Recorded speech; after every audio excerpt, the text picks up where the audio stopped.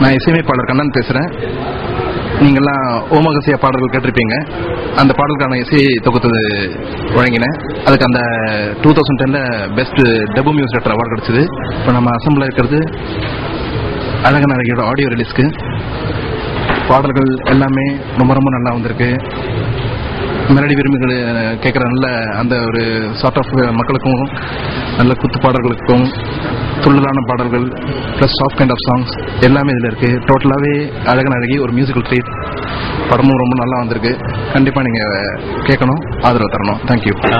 வணக்கம் மாலை மலர் ரீடர்ஸ். என் பேர் ஜாக். நான் அழகன் அழகி ஆடியோ லான்ச்சுக்காக வந்திருக்கிறோம். பாட்டெலாம் ரொம்ப நல்லா வந்திருக்கு. ரொம்ப இன்ட்ரெஸ்டிங்கான ட்ராக்ஸ் அமேசிங்காக வந்திருக்குது. எல்லாரும் சிடி வாங்கி நிச்சயம் கேட்கணும். அதே மாதிரி படம் வந்து நந்தா சார் ரொம்ப என்டர்டெய்னிங்காக, ரொம்ப கிரியேட்டிவாக, ரொம்ப ப்ளீஸிங்காக ப்ரெசென்ட் பண்ணியிருக்காரு. எல்லாருக்கும் ரொம்ப பிடிக்கும். நிச்சயமாக பார்க்கணும். பிரபுதேலனோட கேமரா ஒர்க்கு ஸ்பெஷலாக மென்ஷன் பண்ணும். ரொம்ப நல்லா பிக்சரைஸ் பண்ணியிருக்காரு டிஃப்ரெண்ட் வெதர் கண்டிஷன்ஸில். அப்புறம் இதுக்கெல்லாம் ரொம்ப சப்போர்ட்டிவாக இருந்தது குருராஜன் சார் தான். நம்ம லாஸ்ட் இயர் ஹோல் இயராக ரொம்ப சப்போர்ட்டிவாக, ரொம்ப பாசிட்டிவாக கொண்டு போனார். என் கேரக்டர் இந்த படத்தில் வந்து ஒரு டிவி ரெப்ரஸன்டேட்டிவ் அண்ட் காம்பியர் மாதிரி ஊர் ஊராக போய், நான் என் டீம் மெம்பர்ஸ் வந்து ஆர்த்தி அண்ட் சாம்ஸ் ஊர் ஊராக போய் புது டேலண்ட் செலக்ட் பண்ணி ஒரு ப்ரோக்ராம் ஃபார்ம் பண்ணுறது தான் எங்கள் வேலை. இது எப்படி இன்ட்ரெஸ்டிங்காக போகுது, என்ன ப்ராப்ளம்ஸ் ஃபேஸ் பண்ணுறோம் தான் கதை. மாலை மலர் வியூவர்ஸ் எல்லாருக்கும் வணக்கம். நான் ஆருஷி, அழகன் அழகி மூவியோட ஹீரோயின் பேசிட்டு இருக்கேன். And this is my first movie in Tamil, Azhagan அழகி. இப்போ நம்ம ஆடியோ லான்ச்ல இருக்கோம், மூவியோட ஆடியோ லான்ச்ல இருக்கும். சாங்ஸ் வந்து மியூசிக் டைரக்டர் கண்ணன் சார் பண்ணியிருக்காரு. ரொம்ப நல்லா வந்திருக்கு சாங்ஸ் எல்லாம். கண்டிப்பா உங்க எல்லாருக்கும் பிடிக்கும். அதே மாதிரி இந்த மூவில ஒர்க் பண்ணதுல எனக்கு ரொம்ப சந்தோஷமா இருக்கு. ஹீரோ கூட ஒர்க் பண்ணதுல, டைரக்டர் சார் எல்லாரும் கூட ஒர்க் பண்ணதுல எனக்கு ரொம்ப ரொம்ப சந்தோஷமா இருக்கு. ரொம்ப நல்லா வந்திருக்கு மூவி. மிஸ் பண்ணாம பாருங்க, கண்டிப்பா உங்க எல்லாருக்கும் பிடிக்கும்.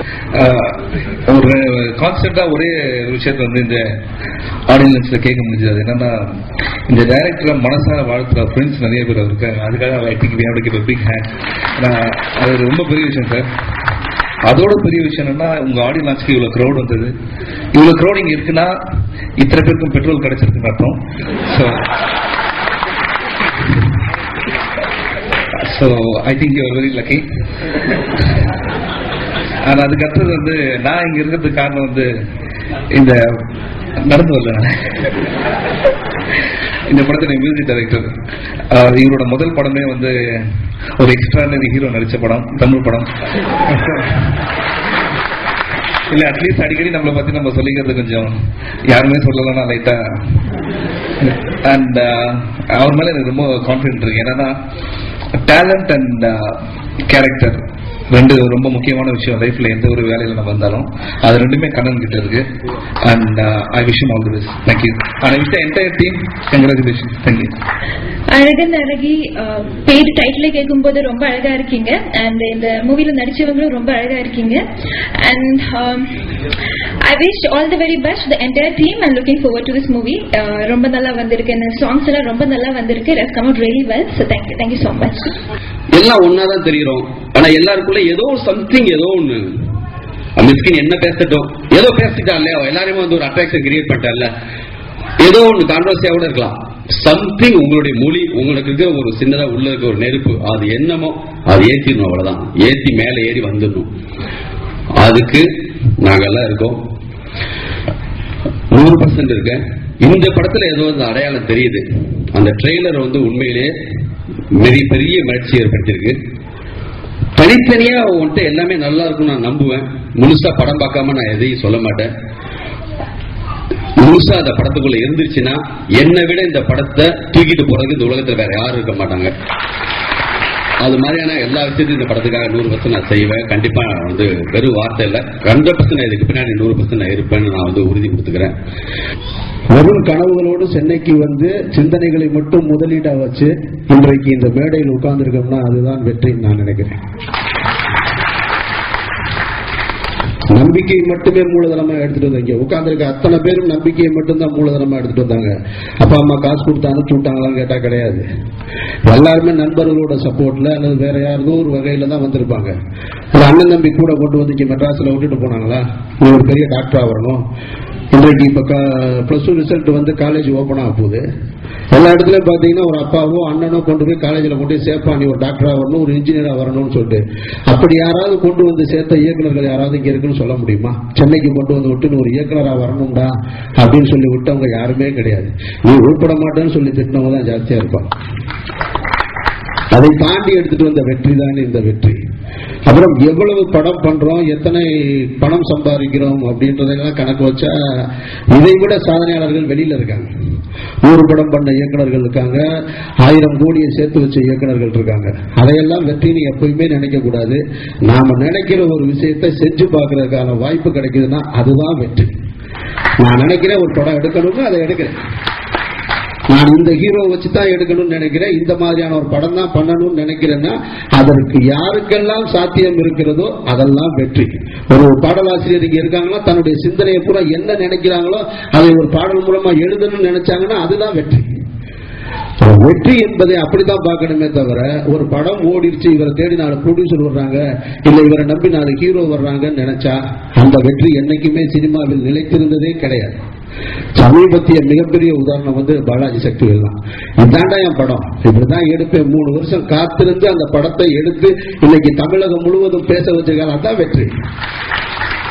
அவருக்கு ரஜினி சார் டேட்டு கொடுத்திருந்தா அவர் சந்தோஷப்படுவாரான்னு கேளுங்க, சத்தியமா சந்தோஷப்பட மாட்டார். அவருக்கு அது வெற்றியை கண்டுதானே சொல்ல மாட்டேங்கிறாரு. எங்க இங்க வந்து ரஜினி டேட்டை கெடுத்து விட்டுருவானோ? எனக்கு தெரியும் பாலாஜி மாதிரி ஒரு நல்ல மனிதரை பார்க்கறது கஷ்டம். அது மாதிரி வெற்றி வந்து அப்படித்தான், நான் அப்படித்தான் பாக்குறேங்க. எனக்கு ரஜினி சார் டேட்டு கொடுத்தாருன்னா சந்தோஷப்படுவேன்னா சத்தியமா சந்தோஷப்பட மாட்டேன். நான் ரஜினி சார் எனக்கு டேட்டு கொடுத்து நான் சொல்ற படத்துல அவர் நடிக்கணும், அதுதான் எனக்கு சந்தோஷம். அவர் டேட்டு கொடுத்து வேற ஒரு படத்தை எடுக்க சொன்னார்னா அது எனக்கு சந்தோஷம் கிடையாது. அந்த மாதிரி நந்தா பெரியசாமி இன்றைக்கு வரைக்கும் ஒரு தயாரிப்பாளர், அவர் படம் பண்ணிருக்காரு, 4 படம் பண்ணிருக்காரு, 4 வணிக ரீதியா பெரிய வெற்றி அடையல, இருந்தாலும் தன்னோட முயற்சியில் கொஞ்சமும் தளராமல் ஒரு படத்தை எடுத்துக்கிட்டே இருக்காரு. என்கிட்ட வந்து சொல்லுவாரு, என்ன நந்தா சார் இந்த இடம் பாருங்க சார், அட்டி பிடிச்சிருவோம் சார், கரெக்டா இருக்கும் சார். அதை மாத்தி யோசி பண்ணும் போதா இருக்கட்டும், எல்லாம் ஒவ்வொரு முதல் படத்துல இருந்து நான் கேட்டுக்கிட்டே இருக்கேன், சொல்லிட்டே இருக்காரு. என்ன நந்தா ஒவ்வொரு இடமே இப்படிதான் சொல்றீங்கன்னா, அப்ப சொன்னது யாரு இப்ப கவனிங்க அப்படி பாருங்க. இப்ப கூட அழகு நிலை வந்து சொல்லும் போது கொடுத்துட்டு இருக்கும் போது இன்னொரு வார்த்தை சொன்னாரு, இந்த வெற்றி என்னால முடியலன்ற அழகு நிலைக்கு இன்விடேஷனை கொடுத்துட்டு சொல்றாரு, சார் அடுத்த படம் லண்டன்ல பிளான் பண்ணிருக்கேன் சார், ப்ரொடியூசர் ரெடியா இருக்காரு சார். இப்படி ஒரு டைரக்டர்னால கான்பிடண்டா சொல்ல முடியுமா? அந்த மிகப்பெரிய வெற்றியை நந்தா பெரியசாமி அடைஞ்சிருக்காரு. உண்மையில் சமுத்திரக்கனி வச்ச போராளின்ற டைட்டில் யாருக்கு பொருந்தும்னு கேட்டீங்கன்னா நந்தா பெரியசாமிக்கு தான் பொருந்தும். அதனால அவர் இந்த படம் வெற்றி அடைஞ்சாலும் சரி, வணிக ரீதியாக வெற்றி அடைஞ்சாலும் சரி, அவர் இன்னொரு இயக்குனர் சொன்ன மாதிரி அவர் கடைசி வரைக்கும் சினிமாவில் இருந்துகிட்டே இருப்பார். ஏன்னா சினிமாவை நேசிக்கிறார், அதுக்காக போராடுறாரு. ஒருத்தவங்க காசு கொடுத்ததை பார்த்து வெற்றி அடைய வச்சாங்கன்றது கிடையாது, அவருடைய சிந்தனையை அவர் படமாக்கணும்னு நினைக்கிறார், படமாக்கி வெற்றி அடைவாரு. அப்புறம் நண்பர் மிஸ்கின் ரொம்ப கோபமா பேசினார், யாரும் நீங்க எதுவும் சீரியஸா எடுத்துக்க வேணாம். அந்த கோபம் வந்து பாலாஜி சக்திவேல் ரொம்ப நேரமா ஓவியா பக்கத்துல உட்காந்து இடம் கொடுக்க மாட்டேன்றாரு. ஏன்னா பாலாஜி வந்து அந்த ஓவியா பேச வந்து அந்த சின்ன கேப்ப கூட தாங்க முடியல, அதனால யாரும் பிரிக்க முடியாதுன்றாரு. நந்தா பெரியசாமி, வெங்கசாமி சார் சொன்ன மாதிரி ரவிராதா எனக்கு அறிமுகமாகும் போது அப்படிதான் அவர் பேரு. அவர் கூட ஒரு படம் பண்ண ஃபர்ஸ்ட் உள்ளம் கேட்கும் அறிந்து மறியாமல் ரிலீஸ் ஆகிறதுக்கு முன்னாடியே அவர் கூட ஒரு கல்லூரியின் கதை படம் பண்ணேன். அப்போ வந்து இன்னும் ஹீரோவே லான்ச் ஆகல, அறிந்து மறியாமல் முடிய போற ஸ்டேஜ். அப்போ வந்து என்ன வந்து கதை சொல்லி எனக்கு கன்ஃபார்ம் பண்ணது, அதே வந்து எனக்கு பெரிய அச்சீவ்மெண்ட். ஏன்னா நந்தசாமி சார் கதை சொல்லி எவ்வளவு பேர் கேட்டிருக்காங்கன்னு தெரியல, பட் உண்மையிலே நீங்க ஒரு படம் பாக்குற மாதிரி கதை சொல்லுவார். ரீ ரெக்கார்டிங் எல்லாம் போட்டு பயங்கரமா எஃபெக்ட்ஸ் எல்லாம் கொடுத்து அழுகுற சீன்ல அழுதுகிட்டு பார்க்கும்போது இவரே இப்படி அழுகும்போது நம்ம நடிக்க வைக்கும்போது எப்படி அழுவ வைப்பாருன்னு யோசிச்சு பார்ப்பேன். அது முடிஞ்சு இப்ப லிங்குசாமி கிட்ட கதை கேட்கும்போது அவரு அப்படியே பண்ணல, அதே மாதிரி கதை சொன்னாரு. அப்பதான் தெரிஞ்சுக்கிட்டேன் ரொம்ப 2 பேரும் க்ளோஸ் ஃப்ரெண்ட்ஸ்ன்னு. கேட்டுக்கிட்டேன் நீங்க 2 அப்பதான் கேட்டுக்கிட்டேன், என்ன சார் நீங்க இவருக்கு தெரியுமா, நாங்க ஒரே ரூம்ல கதை மாத்தி மாத்தி சொல்லிட்டு இருப்போங்க அப்படின்னு. இதுவேதான் உங்களுக்கு வேலையா அப்படின்னு கேட்கறேன். ஸோ உண்மையிலே எல்லாருமே சொன்ன மாதிரி ரொம்ப ஃபயரான ஆளு, துருதுருன்னு இருப்பாரு. வெற்றி தோல்வி அதெல்லாம் பார்க்காம அடுத்த படம் நம்ம நல்லா பண்ணோம் அந்த ஒரு நோக்கத்திலே இருப்பார். ஸோ ஐ திங்க் இந்த படம் ட்ரெய்லரும் சரி சாங்ஸும் சரி எல்லாமே நல்லா இருக்கு. I think it will be a big success for him. And இந்த படத்தோட ஹீரோ ஜாக் அவரும் பேர் மாத்திருக்காரு. நாங்களும் வந்து ஒன்னா மாடலிங் பண்ணிட்டு இருந்தோம். கிட்டத்தட்ட எனக்கு தெரிஞ்ச ஒரு 200 ஷோஸ் பண்ணியிருப்பாரு, ஒரு 100 ஆட் ஃபிலிம்ஸ் பண்ணியிருப்பாரு. So I think is very talented கை. அந்த டைம்ல எல்லாருமே ஒன்னா தான் சினிமா சான்ஸ் ட்ரை பண்ணிட்டு இருந்தோம். So I am very happy for him. இப்போ இந்த படத்துல நான் எப்படி அறிமுகமானமோ அதே மாதிரி அதே டைரக்டரோட அறிமுகமா இருக்காரு. So I wish him all the very best. And the producer and இந்த படத்தோட மியூசிக் டைரக்டர் கண்ணன். பச்சை உனி சிவாக்கு போன் மொபைல் கால் பண்ணாலும் அதே ரிங்டோன் தான் இருக்கும். எப்போ கேட்டாலும் நான் பச்சை அப்படின்னு. So I think wish him all the very best and huge success to the entire team. Thank you. இங்கு வந்திருக்கும் அனைவருக்கும் மனமார்ந்த நன்றியை தெரிவித்துக் கொள்கிறேன். நான் வந்து இப்ப மேடை நிக்கிறப்ப ஒரு சான்சஸ் சேர் போட்டு உட்காருங்க அப்படின்னாரு. இல்லைங்க இவ்வளவு சூழல்ல வந்து நமக்காக வந்து டைம் ஸ்பெண்ட் பண்ணி சிவா சொன்ன மாதிரி பெட்ரோல் பிரச்சனை தாண்டி வந்து நிக்கிறாங்க. இவங்களுக்கு என்னால முடிஞ்ச அளவுக்கு ஒரு நன்றி கடை சொல்லணும். நான் வந்து படம் அந்த ஃபங்க்ஷன் நின்றுட்டே இருக்கேன். நிக்கிறப்ப வந்து அந்த பெயின் தெரியல. ஏன்னா நான் வந்து பறந்துகிட்டு இருந்தேன். எல்லாருமே வந்து நெஞ்சார வந்து வாழ்த்துனாங்க. ஒரு போர்க்குணம் உள்ள ஆளுன்றது எல்லாருக்குமே ஒவ்வொரு விதத்திலையும் வந்து அவங்க வந்து நான் வந்து என்னோட ரோல் மாடல்னு சொல்லல. எல்லாருமே ஒவ்வொரு விதத்திலையும் வந்து அவங்க வந்து என்னை பாதிச்சவங்க. ஒரு வழக்கமான ஒரு படமா இல்லாமல் ஒரு என்டர்டெயின்மெண்டா ஜாலியா எந்த வித இதுவும் இல்லாம சிரிச்சுட்டு ரொம்ப ஜாலியா இருக்கக்கூடிய படமா எடுத்திருக்கோம்.